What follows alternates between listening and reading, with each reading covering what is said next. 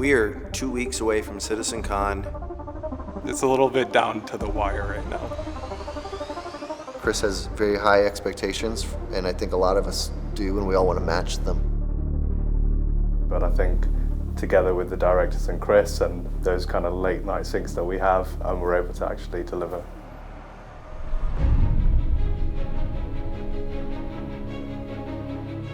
We are 2 weeks away from CitizenCon.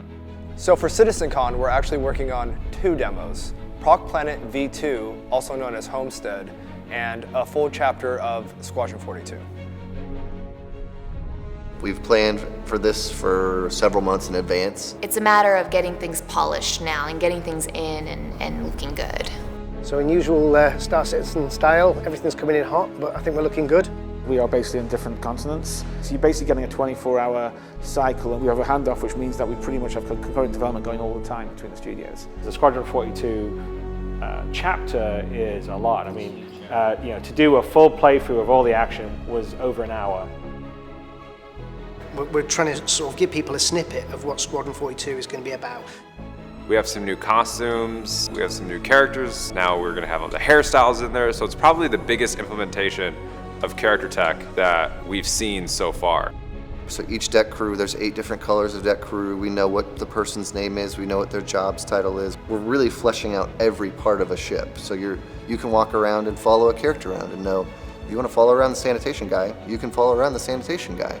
Squadron for us, for the character team specifically, is really important. We didn't put in 10 characters. We put in, as far as I remember it, up to 70 characters in this demo. And it's challenging. We have a lot of challenges. We might not get it all right, but we're all going to die trying, basically. It's one of those things. So you just keep going until Chris says, stop, fingers crossed. A lot of my role has been producing the Homestead demo. We said, let's up it and put a whole javelin there, and let's bring in a sandstorm, and let's get some sand nomads. And then I was like, let's have a big worm too. And everyone's like, haha, very funny, Chris. I said, no, not joking. The giant sandworm. Yeah, that's scary. I don't know how that thing's gonna turn out. In the PU, you don't have to play as a pilot. You can play as any type of character you want. And so I really wanted to make sure we brought a character that looked very different than what we had before. I've been working on the Desert Nomad character. We're trying to push our tech for our game. It has a lot of cloth, a lot of frayed cloth edges. I'm very proud of that character. I think he's probably one of our best looking characters that we have to date. We're trying to build these really complicated foundation systems that are going to support massive structures to come when we expand the persistent universe into this huge entity. It's not a tech demo. We're actually showing off what the system that we've built and that foundation is going to support. We got a lot of new features that are going to be, and new assets that are going to be appearing. We're putting in new functionality like the stealth kill. Most excited about seeing it all come together on the day and seeing the excitement, hopefully, from the fans. We're really trying to get as many features in there and get them as polished as possible to show you that we're making the dream a reality. We're prepping for a really big show. It's going to be pretty exciting. We have to make sure this is one of the best CitizenCons ever. Challenge accepted. It's been quite a big challenge because we've really pushed the boat out with the scope for this one, trying to show all the features we can possibly cram into the experience that will be Squadron 42. Okay, so do we think these people sitting incorrectly are physics issues, or what's the issue on that? Well, other than the fact she hasn't got a body, her face looks as good as this one. You open up folders and there's just so much stuff that just needs to be completed that it becomes a pretty daunting task. Squadron 42, there's so many new things we're putting in there. You can feel the tension on the floor. We're still not 100% confident that we're going to be able to pull off everything we need in the time we have. That's an incredibly important thing for me. It's something I've been asking for since last Morrow tour. So I'm, pretty frustrated. I understand. I'm pretty frustrated on that side because it's the thing that makes them feel more natural or real. Otherwise, it looks like sort of kind of your typical bad game AI. But I can't guarantee that we can get to all fixing all the retarget problems with everything else we're trying to do at the same time. I mean, I understand that you guys are working on it, so I'm not saying that you're just sitting there having a party and showing up for a playthrough, but it's just helpful to see like little bits in progress earlier on to sort of call out like animation changes or whatever we want. Progress in Homestead, it's incredibly ambitious. So many new parts, so many new pieces. I'm hoping the animation that I see at the end of your video isn't what we're calling the final one, because basically it just comes out of the ground and goes, "Whoa!" and then we pull out. So it doesn't feel dramatic very much to me. As always, global communication is one of the big things. A lot of the tech's being driven in Frankfurt while we're still providing the assets over in the UK, while the demo is being driven and done out of LA. These moments are, crucial communication. You miss an email, you miss a conversation in 30 minutes, you might already be behind. You spend hours upon hours upon hours making something look perfect, and then you put it in the game and you see it move. It doesn't look as perfect as you thought it did, and that's not anybody's fault. It's just the process of working in a collaborative space. I'm not against the scanning thing you talked about, Hannes, if that can work. I mean, I just want to sell the narrative of you're like, you've got a general distress. You've got a beacon, you've been looking for something, and then you basically have to get closer and closer and get more and more fidelity to find and recover this stuff.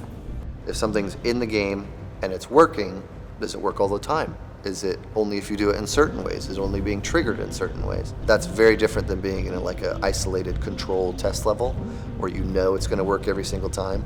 Because then when you put it into the game, you're expecting it to work and you know that it can work, but that doesn't mean it's going to work.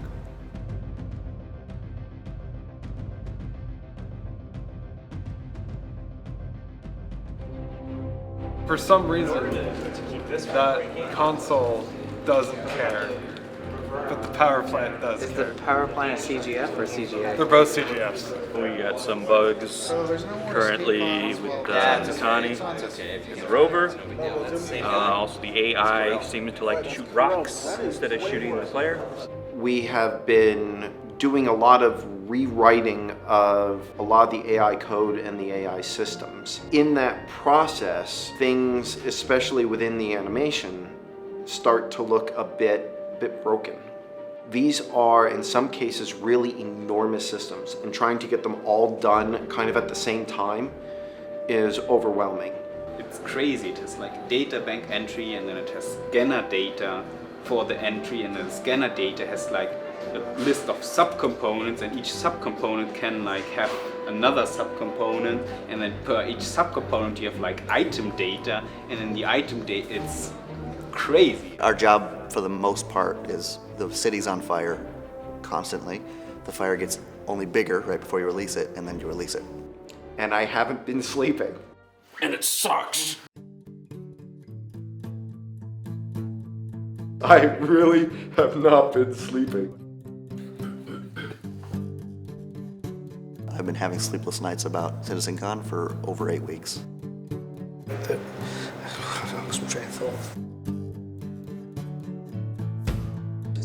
Oh, hello, Chirpy. How are you? Not now. I told you before. Just trying to follow me to see what it's like to be a Kim Kardashian.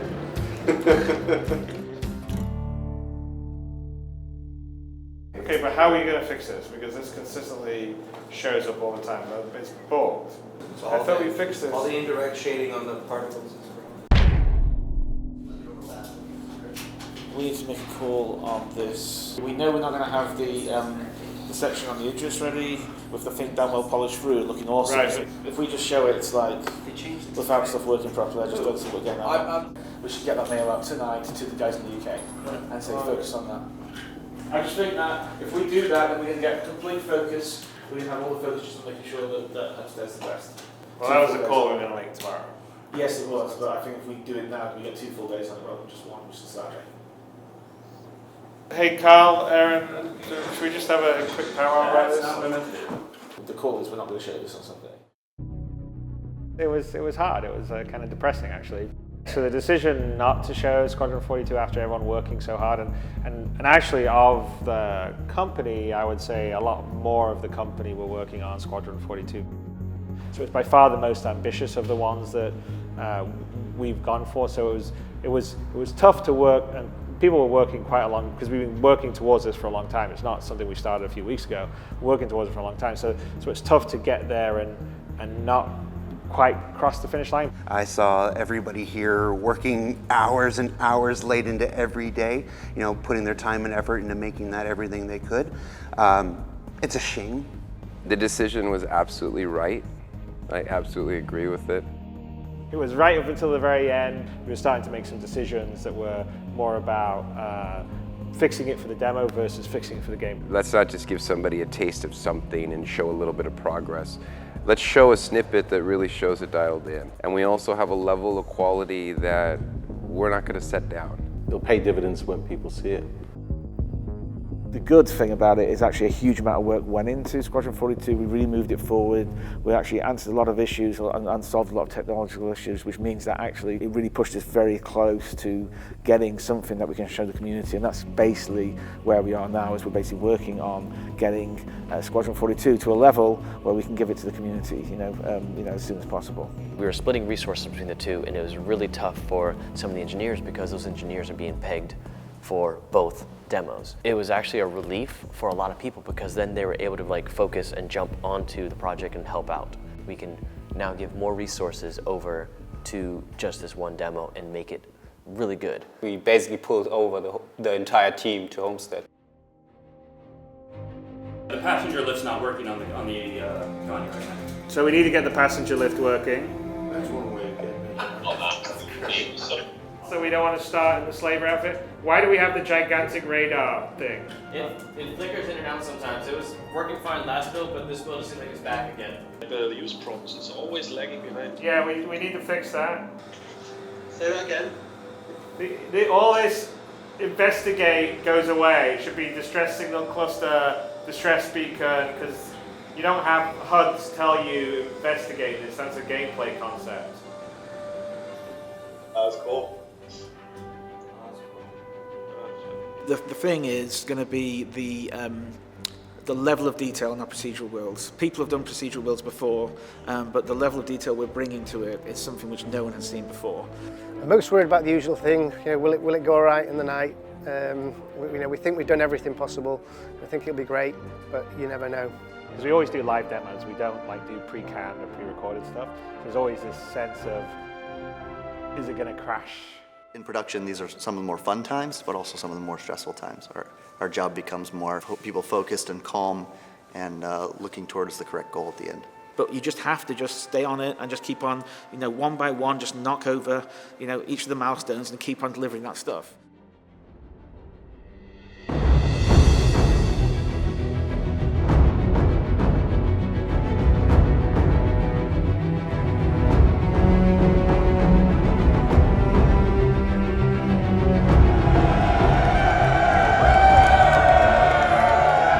We are on the show floor at CitizenCon 2946. As you can tell, it is absolutely wild here. The show is about to start. Thank you guys so much for tuning in.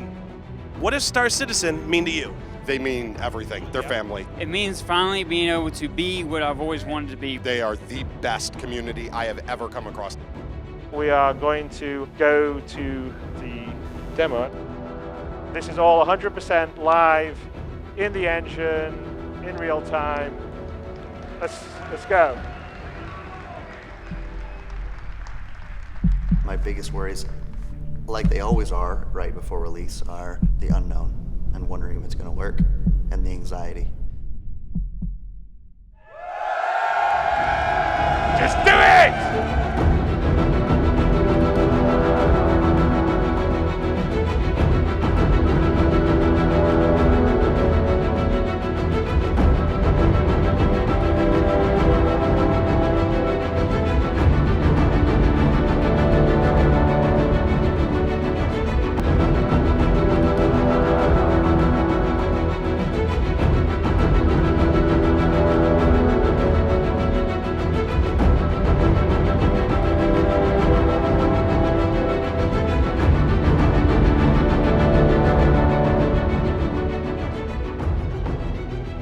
This is like the Star Wars game we never got. It was just amazing. Nobody else could do a show like that. The planetside stuff, that demo really just, I mean, it was stunning. I'm glad I hit the sniper shot.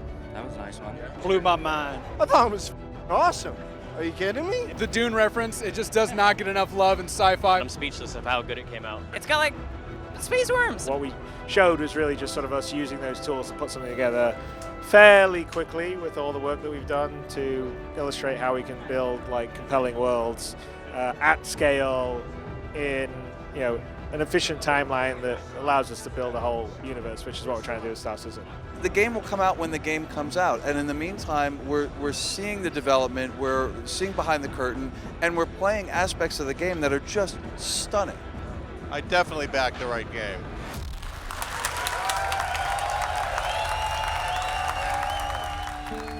I've been doing this stuff for 20 years, and the fan involvement and the fact that the fans care so much is just, it's just mind-boggling. You look at the team and you look at what they're developing and you see that they're doing something nobody else has ever done before. And then from a fan perspective, it's like, well, all right, cool, I'm on board. So, we get passionate about the project. The development staff's passionate about the project. And it's this kind of cyclical thing where everyone's kind of supporting everybody else. I think I've mentioned this before, but it is the first gaming community that I've ever been a part of. And I'm biased to say that it's the best gaming community ever. I would personally like to thank all of the community, because if it weren't for you all, I don't know how I could do my job.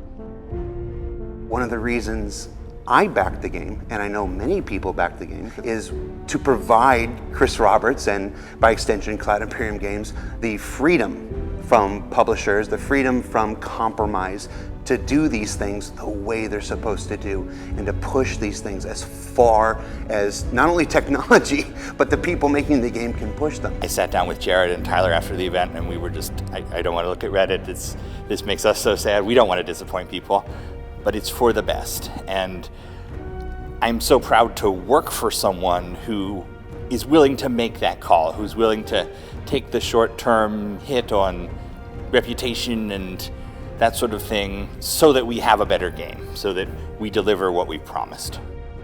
So there's an old saying that a delayed game is good eventually, whereas a bad game is bad forever. And crowdfunding lets us put that to the test. This has been the sentiment throughout. Take your time, make it perfect. We want the best damn space sim ever. I think CitizenCon went extremely well. It's always a strong show for us. It's always kind of the more emotional as well. We came to show off our progress, and I think that's what we did. Whenever we do demos, Chris is usually talking through the demo, and he's not really looking at the demo itself. If you see him, he was like looking up at the screen, and he had this grin on his face, just you could tell he was proud. The responses I got, afterwards, going around, walking around, talking to people, I just can't thank our community enough. Everyone who's been here right from the beginning, who may have just joined yesterday, or who's thinking about joining now, thank you very much. I just want to say thanks to everybody, to the community, for all your support. We get to make this dream come true because of you guys, and that means a lot to everyone here in Cloud Imperium around the world. And so I really look forward, I know we all really look forward to showing you all the great stuff that's coming up over the next few years.